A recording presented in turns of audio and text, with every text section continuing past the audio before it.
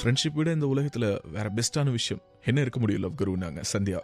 Radio சிட்டியில் இன்னைக்கு சந்தியாவுடைய வாழ்க்கை பதிவுகளை தான் உங்ககிட்ட பகிர்ந்துக்க போகிறேன்.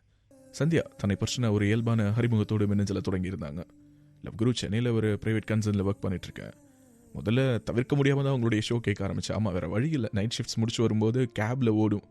என்னடா அது எப்போ பார்த்தாலும் லவ் லவ்னு பேசிகிட்டே இருக்காரு. ஃப்ரெண்ட்ஷிப்பை விட லவ் எந்த விதத்தில் பெஸ்ட் அப்படின்னு சொல்லிட்டு பல நாட்கள் கேள்வி வந்திருக்குது. இந்த டிஸ்கஷன் தான் எனக்கும் என்னுடைய ஃப்ரெண்ட் பிரசாத்துக்கும் இடையில் அடிக்கடி நடக்கும். ஆமாம், ஃப்ரெண்ட்ஷிப் தான் பெஸ்ட் அப்படின்னு சொல்லிட்டு அவனும் சொல்லுவான். எங்களுக்கு இடையில் ஆரம்பித்த இந்த உரையாடல் காலப்போக்கில் எங்களுக்கு இடையில் இருந்த ஃப்ரெண்ட்ஷிப்பை காதலாக மாற்றினது.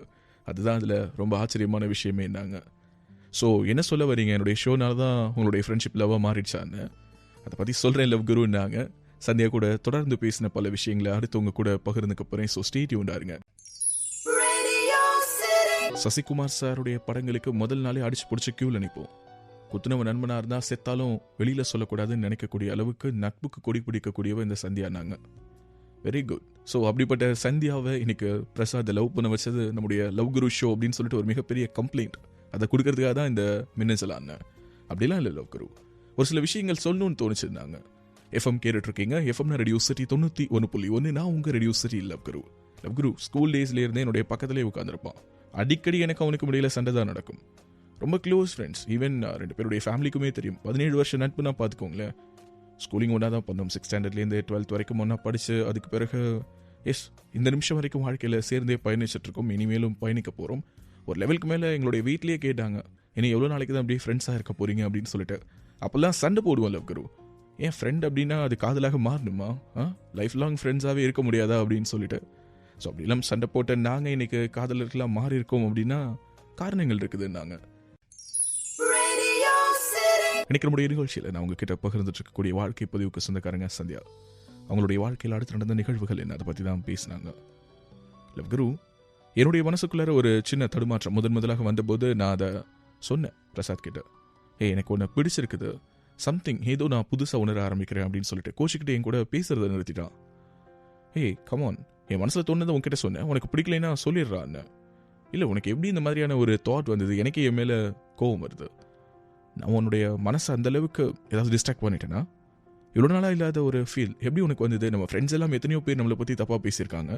பட் அப்போவெல்லாம் இது ஃப்ரெண்ட்ஷிப் தான் அப்படின்னு சொல்லிட்டு அடித்து பேசின உன்னுடைய வார்த்தைகள் எப்படி இந்த அளவுக்கு தடுமாறினது நம்ம கேட்டபோது என்கிட்ட வார்த்தைகள் இல்லை லவ் குரு.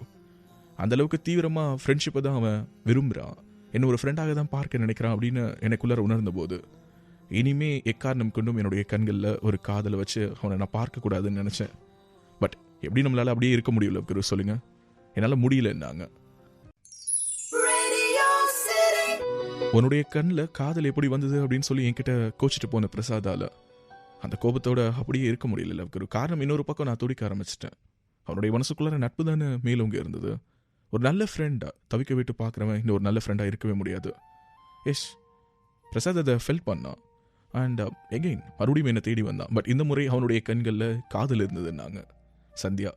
ரேடியோ சிட்டியில் இன்னைக்கு சந்தியாவுடைய வாழ்க்கை பதிவுகளை தான் உங்ககிட்ட பகிர்ந்துட்டு இருக்கேன். மிகப்பெரிய ட்விஸ்ட் அண்ட் டர்ன்ஸ் எல்லாம் இல்லை, நம்முடைய மனசை கனமாக்கக்கூடிய இன்சிடென்ட்ஸ் எல்லாம் கிடையாது. பட் ரெண்டு மனசுக்கு இடையிலான போராட்டம். இதை கேட்கும்போது நிறைய பேர் என்னோட லைஃப்பில் கூட இப்படி நடந்ததில்லை அப்படின்னு சொல்லிட்டு ரீகால் பண்ணுவீங்க, ரிமெம்பர் பண்ணுவீங்க. ஏன்னா இயல்பாகவே இது இரண்டு மனசுக்கு இடையிலான ஒரு போராட்டமாக தான் நிகழும். அது காதலா நட்பா அப்படின்னு சொல்லிட்டு ஒன்று விட்டு கொடுக்க முடியாமல் இன்னொரு விஷயத்தை தூக்கி பிடிக்கணும் அப்படின்னா இன்னொரு விஷயம் தானாகவே கீழே வரும். ஸோ அப்படிப்பட்ட இரண்டு மனசுக்கு இடையிலான ஒரு போராட்டம் அப்படியே அல்லாடி நின்று இருக்காங்க ரெண்டுக்கும் இடையில சந்தியா. இந்த முறை அவன் வந்து சொன்னான், நீ என்னை விட்டு விலகி போனதற்கு பிறகுதான் எனக்கு தெரியுது, இன்னும் சொல்ல போன நான் தான் உன்னை விட்டு தானாகவே என்னை விலக்கிக்கிட்டேன். பட் என்னால் முடியல, என்னுடைய மனசுக்குள்ளாரையும் காதல் வருது அப்படின்னு சொல்லிட்டு அவன் சொன்னபோது என்னால் சந்தோஷப்பட முடியல லவ் குரு. ஏன்னா அதற்குள்ளாகவே நான் வேறொரு முடிவை எடுத்துட்டேன். நாங்கள் இன்னைக்கு நம்முடைய நிகழ்ச்சியில் சந்தியா என்ற தோழியின் வாழ்க்கை பதிவுகளை தான் உங்ககிட்ட பகிர்ந்துட்டு இருக்கேன். சந்தியா போல நீங்களும் உங்களுடைய வாழ்க்கை பதிவுகளை லவ் குருவாக்கி என்கிட்ட ஷேர் பண்ணிக்கணும்னு நினைச்சீங்கன்னா அதை loveguru@myradiocity.com மின்னஞ்சல் பண்ணுங்க. சந்தியா தொடர்ந்து பேசினாங்க. யார்கிட்ட சொல்றதுன்னு தெரியல லவ் குரு, மனசு முழுக்க அப்படி ஒரு குழப்பம். ஆமாம் லவ் குரு, நான் முழுக்க எல்லா விதமான விஷயங்களையும் விட்டுட்டு சர்வீஸில் இறங்கிட்டேன். எனக்கு வேலை வேணாம், இந்த வாழ்க்கை வேணாம், எதுவுமே வேணாம். ஒரு இல்லற வாழ்க்கைக்கு நான் என்ன தயார்படுத்திக்க முடியாது அப்படிங்கிற ஒரு எண்ணம் கூட எனக்குள்ளார வந்து இந்த லைஃப்பை விட்டே விலகலான்னு முடிவு எடுத்துட்டேன் நாங்கள் சந்தியா. ஏன் இப்படிப்பட்ட ஒரு முடிவுக்கு போனீங்கன்னு தெரியல லவ் குரு. மனசு எல்லாத்தையும் வெறுத்துருச்சு. கிளம்பலாம்னு முடிவு பண்ணிட்டு நேராக கிளம்பி ஷீரடி போகிறது, அங்கே இருக்கக்கூடிய ஆசிரமத்தில் லைஃப் லாங் சேவை பண்ணுறது, இது மட்டும் தான் மைண்டில் ஓடிட்டு இருந்ததுன்னாங்க. ஓகே, பட் சாதாரண அப்படிப்பட்ட ஒரு முடிவு எடுக்கிறதுக்கான கட்டாயம் எதுவுமே தெரியல. அந்த முடிவை நானே எடுக்கல, எனக்குள்ளார யாரோ எடுக்க வச்ச மாதிரி இருந்தது. ஸ்பிரிச்சுவலாக எனக்கு அதிகமான பிலீஃப் உண்டு. ஸோ பிரசாத் கிட்ட சொன்னேன், இல்லை பிரசாத், என்னுடைய மனசில் வேறு மாதிரியான எண்ணம் இருக்குது. நான் கிளம்பி ஷீரடி போகலான்னு இருக்கேன். ஒரு 3-4 இயர்ஸ் அங்கே இருக்கலான்னு நினைக்கிறேன். அதுக்கு பிறகு மனசு மாறினுச்சுன்னா திரும்ப வரேன். ஆனால் மனசு மாறாது, முடிஞ்சா உன்னுடைய மனசு மாற்றிக்கோன்னு சொல்லிட்டு ட்ரெயினுக்கு டிக்கெட் புக் பண்ணேன். நாங்கள் சந்தியாவுக்கும் பிரசாத்துக்கும் இடையில கிட்டத்தட்ட 17 வருஷம் நட்பு. முதல்ல சந்தியாவுடைய மனசுக்குள்ளார ஒரு சின்ன சலனம் வரும்போதே பிரசாத் கிட்ட சொல்கிறாங்க, ஏதோ என்னுடைய மனசு லைட்டாக டிஸ்டர்ப் ஆகுது அப்படின்னு சொல்ல, எப்படி உன்னுடைய கண்களில் காதல் கொண்டு என்னை பார்க்கலான்னு சொல்லிட்டு பிரசாத் விலகிறாரு. பட் விலகின பிறகு தான் உணர்றாரு சந்தியா விட்டு அவரால் விலக முடியலன்னு. அப்படிப்பட்ட சூழலில் மறுபடியும் தன்னுடைய காதலை சொல்கிறதுக்காக அவர் வரும்போது சந்தியா வேறொரு திசையை நோக்கின பயணத்தில் இருந்திருக்காங்க. எஸ், ஷீரடி போகிறது, ஆசிரமத்தில் சேர்ந்து ஒரு டிவோட்டியாக சேவை பண்ணுறதுங்கிற முடிவுக்கு வந்திருந்திருக்காங்க. இப்படிப்பட்ட ஒரு இக்கட்டான சூழலில் அடுத்து நடந்த நிகழ்வுகள் என்ன, அதை பற்றி தான் சந்தியா பேசினாங்க. மனசு முழுக்க அவ்வளோ ரணம், வலி. வீட்டில் எல்லாரும் பேசுகிறாங்க. என்னுடைய அப்பா என்னன்னு கேட்குறாரு. யாருக்குமே என்னால் பதில் சொல்ல முடியல. என்னுடைய அக்காவை மட்டும் கட்டி பிடிச்சிட்டு அழுது எல்லாத்தையும் அவகிட்ட கொட்டினேன். இப்படி ஒரு விஷயம்க்கா, என்னவோ தெரியல, மனசில் ஒரு முடிவு எடுத்துட்டேன். இப்போ வந்து அவன் மறுபடியும் ஐ லவ் யூன்னு சொல்கிறான். உன்னை எனக்கு பிடிச்சிருக்குது, உன்னை விட்டு விலகின போது தான் அதை உணர்ந்தேன்னு சொல்கிறான். பட் என்னால் முடியலக்கா. நான் எடுத்த முடிவை நோக்கி நான் போகணும்னு நினைக்கிறேன்னு சொல்லி எங்கள் அக்காவை கட்டி பிடிச்சிட்டு ஓன்னு அழுத லவ் குரு. நாங்கள் மறுநாள் கிளம்ப போன லவ் குரு. முதல் நாள் நைட் மனசு முழுக்க பல்வேறு விதமான எண்ண ஓட்டங்கள். முதல்ல நான் அவனை பார்த்த அந்த நாள். எஸ், பிரசாதும் நானும் நட்பான அந்த தருணத்திலிருந்து என்னுடைய மனசுக்குள்ள ஒரு சின்ன சலனம் வந்து ஒன்று எனக்கு பிரிச்சிருக்குதுன்னு நான் அவன்கிட்ட சொன்ன அந்த நாள். திரும்ப கிட்டத்தட்ட ஒரு 3-4 மந்த்ஸ் கேப்க்கு பிறகு அவன் என்கிட்ட வந்து என்னுடைய மனசுக்குள்ள ஒரு சின்ன காதல் வந்திருக்குதுன்னு அவன் சொன்ன அந்த மூமெண்ட். அதற்கு முன்னதாகவே நான் எடுத்திருந்த முடிவு, அவனை திரும்ப அக்செப்ட் பண்ணிக்கிறதுல எனக்குள்ளார இருந்த தயக்கம். அது ஒருவேளை ஈகோவாக இருந்திருக்கலாம், இல்லை நான் எடுத்த முடிவு தான் சரி அப்படிங்கிற மாதிரியான ஒரு எண்ணமாக கூட இருக்கலாம், அல்லது எனக்கு கொஞ்சம் கேப் கூட தேவைப்பட்டிருக்கலாம். But whatever it maybe, அந்த ஒரு இரவு கடந்து வருது ரொம்ப கஷ்டமாக இருந்தது. சில நேரத்தில் இரவு அப்படிங்கிறது இரவோடு முடிஞ்சிடுறது கிடையாது லவ் குரு. அது தொடர்ந்துக்கிட்டே இருக்கும் மனசுக்குள்ளார. இருந்தாங்க ஒரு கவிதை மாதிரி இருந்தது அந்த வார்த்தைகளே. ஆமாம், பல பேருடைய இரவுகள் விடியறதே கிடையாதுல்ல. அதுபோல் ஒரு முடியாத இரவை கடந்து வந்திருக்காங்க சந்தியா. அடுத்து அவங்களுடைய வாழ்க்கையில் என்ன நடந்தது, அண்ட் பிளான் பண்ணபடி ஷீரடி போனாங்களா என்ன லவ் குரு? பயங்கரமாக சஸ்பென்ஸ் மெயின்டைன் பண்ணுறீங்க. அவங்க போகலை அப்படிங்கிறது தான் எங்களுக்கே தெரியுதேங்கிறீங்களா? பட் எந்த ஒரு விஷயம் அவங்கள தடுத்து நிறுத்தினது, அதை பற்றி தான் பேசினாங்க. விடியவே கூடாது அப்படின்னு நினச்சிட்டு இருந்தேன் அந்த இரவு. அது விடிஞ்சிருச்சு. ஆமாம், அடுத்த நாள் தொடங்கிடுச்சு. வீட்டில் எல்லோரும் கேஷுவலாக இருக்காங்க. பட் என்னால் தான் கேஷுவலாக இருக்க முடியல லவ் குரு. இன்றைக்கி கிளம்புனா மறுபடியும் நம்ம திரும்ப வருவோமா? போயிட்டு திரும்ப கூட வந்துடலாம். பட் மனசு லயிச்சு அங்கேயே இருந்துட்டோன்னா இந்த வீட்டுக்கு மறுபடியும் வர முடியாமல் கூட போயிடுமோன்னு சொல்லிட்டு மனசு முழுக்க பாரம். பட் கொஞ்சம் கூட ரியாக்ட் பண்ணாமல் என்னுடைய அப்பா, அம்மா, அக்கா எல்லோரும் அவங்கவுங்க வேலையை பார்த்துட்டு இருந்தாங்க. 10 மணிலேருந்து கவுண்ட் பண்ண ஆரம்பிக்கிறேன். சாயந்தரம் 4 மணிக்கு ட்ரெயின். ஒவ்வொரு நிமிஷமும் அப்படியே எனக்குள்ளார ஒரு டைம் பாம் செட் பண்ண மாதிரி ஓடிட்டு இருந்தது. 11 மணி இருக்கும் லவ் குரு. டக்குன்னு என்னுடைய வீட்டுக்குள்ளார பிரசாத் அவங்க அம்மா அப்பா கூட நுழையிறான். பார்த்த உடனே கண்ணெலாம் கலங்கிடுச்சு. ஆக்சுவலாக என்னோட அப்பாவோட பிளான் தானே இது. நைட்டே போயிட்டு பேசியிருந்திருக்காரு பிரசாதுடைய அப்பா கிட்ட. பையனும் பொண்ணு விரும்புகிறாங்க, இதுக்கு மேலேயும் நாம் அமைதியாக இருந்தால் அது சரியில்லை இல்லையா, என்ன நினைக்கிறீங்கன்னு கேட்டிருந்திருக்காரு. அண்ட் பிரசாதுடைய அம்மா அப்பாவுக்கு எனக்கு ரொம்ப நல்லாவே தெரியும், சின்ன வயசுலேருந்து பார்த்துருக்காங்க. அவங்களும் சம்மதம் சொல்லியிருந்திருக்காங்க. பட் என்கிட்ட சொல்லிக்கல. இந்த பிரசாத் கூட என்கிட்ட சொல்லலை லவ் குரு. அதுதான் எனக்கு செம கோவம். எல்லோரும் வந்து உட்காந்து சிரித்து பேசுகிறாங்க. எல்லோரும் என்னை பார்த்து சிரித்த போது எனக்கு அழுகுதான் வந்தது லவ் குரு. என்னால் அந்த மொமெண்ட்டில் சிரிக்க முடியல. ஓடி போய் என்னுடைய அப்பாவை கட்டி பிடிச்சிட்டு அழறேன். தேம்பி அழறேன் லவ் குரு. ஏன்பா என்கிட்ட சொல்ல, என்ன நைட் முழுக்க உன் பக்கத்தில் உட்காந்து இதானடா சொல்லிட்டு இருந்தேன். நீ நல்லா தூங்கிட்டு இருந்த.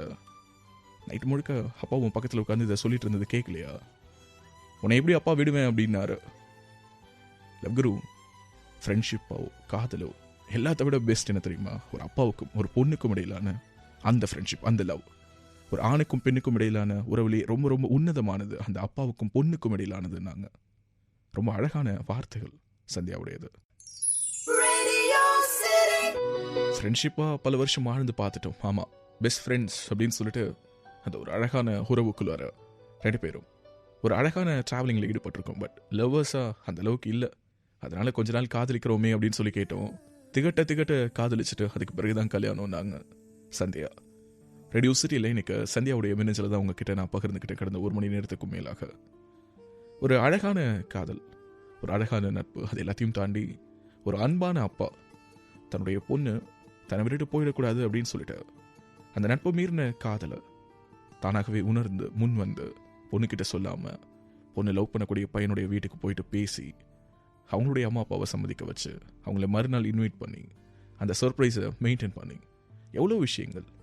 ஒரு தந்தை தன்னுடைய மகளுக்கான உலகத்தை ரொம்ப அன்பாலையும் அழகாலையும் கட்டமைக்கணும் அப்படின்னு சொல்லி முடிவு பண்ணதுக்கு பிறகு அது ரொம்ப சூப்பராக யாராலையும் செய்ய முடியாத, யாராலும் நிகழ்த்த முடியாத ஒரு மேஜிக்காக மாறிடுது இல்லை. அதை உணர வச்சிருக்கிறாரு சந்தியாவுடைய அப்பா. அவர் தான் எனக்கு இந்த நிமிஷம் இந்த மொமெண்ட்ல ஹீரோவாக தெரிகிறாரு. இறுதியாக ஒரே ஒரு வார்த்தை சொன்னாங்க, அதுதான் இந்த இடத்துல நான் பதிவு பண்ணணும்னு நினைக்கிறேன். பட் இந்த பாடல்களுக்கு பிறகு நட்பு காதலாக மாறலாமா கூடாதா, காலம் முழுக்க நட்பாக தான் இருக்கணுமா அப்படின்னு சொல்லிட்டுலாம் இந்த கேள்விகளுக்கு நான் பதில் சொல்ல வரல. பட் ஒரே ஒரு விஷயம், நான் உணர்ந்த விஷயத்தை கொஞ்சம் அழுத்தமாக சொல்லலான்னு நினைக்கிறேன். நாங்கள் சந்தியா ரேடியோ சிட்டியில் இன்னைக்கு சந்தியாவுடைய வாழ்க்கை பதிவுகளை தான் உங்ககிட்ட பகிர்ந்துக்கிட்டேன். அவங்களுடைய மின்னஞ்சலின் இறுதி வார்த்தைகளை தான் இப்போ உங்ககிட்ட ஷேர் பண்ணிக்கணும்னு நினைக்கிறேன். லவ் குரு ரொம்ப சிம்பிள். நம்முடைய மனசுக்குள்ளார எந்த ஒரு உறவும் இப்படி தான் இருக்கணும், இப்படி தான் இருக்கும் அப்படின்னு சொல்லிட்டு வரையறையெல்லாம் வச்சுக்க முடியாது. ஃப்ரெண்ட்ஷிப்பாக பழகக்கூடிய யாருமே காலப்போக்கில் இது காதலாக மாறிடணும்னு நினைக்கிறது கிடையாது. பட் காலப்போக்கில் அது காதலாக மாறினதுன்னா அது ஒன்றும் மிகப்பெரிய கொலை குற்றமெல்லாம் கிடையாது. உங்களுடைய மனசை ஒரு வட்டத்துக்குள்ளார அடைக்கிறதுக்கு முற்படாதீங்க. பட் என்றைக்குமே நீங்கள் எடுக்கக்கூடிய டிசிஷனுக்கு நீங்கள் மட்டும் ஓனர்ஷிப் எடுத்துக்கோங்க. ஆமாம், இன்னைக்கு நீங்கள் எடுக்கிற முடிவு நாளைக்கு எப்படிப்பட்ட பின் விளைவுகளை கொடுத்தாலும் அது எல்லாத்துக்கும் நான் தான் காரணம். இது நான் எடுத்த சொந்தமான முடிவு, சுயமான முடிவு. என்னுடைய நல்லதுக்கும் கெட்டதுக்கும் நானே பொறுப்பாகிறேன் அப்படின்னு சொல்லிட்டு உங்களுடைய மனசுக்கு நீங்களே சொல்லிக்கோங்க. இன்னும் எல்லாத்தையும் தாண்டி ஒரு விஷயம், உங்களுடைய மனசில் இருக்கக்கூடியதை ஓப்பன் பண்ணி யாராவது ஒருத்தங்க கிட்டையாவது பேசுங்க. அப்போ தான் உங்களுக்கு ஒரு முடிவு வரும். சில நேரங்களில் நம்முடைய அம்மா அப்பா கூட நினைக்கலாம் இது நம்ம பொண்ணோட பையனோட ப்ரைவசின்னு சொல்லிட்டு. பட் உங்கள் அம்மா கிட்டையும் உங்கள் அப்பா கிட்டையும் உங்களுடைய மனசில் இருக்கக்கூடிய விஷயங்களை ஓப்பன் பண்ணி கொட்டுறதுனால நீங்கள் ஒன்றும் குறைஞ்சி போயிட மாட்டீங்க. அவங்க நினைப்பாங்க நம்ம வளர்ந்துட்டோம் அப்படின்னு சொல்லிட்டு. வளர்ந்தாலும் நம்ம அவங்களுக்கு குழந்தைங்க தான். அவங்க நமக்கு அம்மா அப்பா தான், அதை மாற்ற முடியாதுல்ல. ஸோ ப்ளீஸ் உங்களுடைய அம்மா அப்பா கிட்ட மனசில் இருக்கக்கூடிய விஷயங்களை ஓப்பன் பண்ணி பேசுங்க. அண்ட் இது ஃப்ரெண்ட்ஷிப் தான், காதல் தான் அப்படின்னு சொல்லிட்டு சர்க்கிள் போட்டுக்கிட்டு அதுக்குள்ளார உங்களுடைய உறவை கட்டுப்படுத்த முற்படாதீங்க. உங்களுடைய மனசுக்கு தெரியும் காலப்போக்கில் இங்கே நட்பு காதலாக மாறுறது கிடையாது, அது காதல் போக்கில் தான் நிகழுதுன்னாங்க. நன்றி சொல்லி விடைபெற்ற சந்தியா கிட்டே இருந்து நிகழ்ச்சி பற்றிய கருத்துக்கள் எதுவாக இருந்தாலும் அதை loveguru@myradiocity.com மின்னஞ்சல் பண்ணுங்க. மீண்டும் உங்களை நிறைய காதல் நினைவுகளோடும் உணர்வுகளோடும் சந்திக்கிறேன்.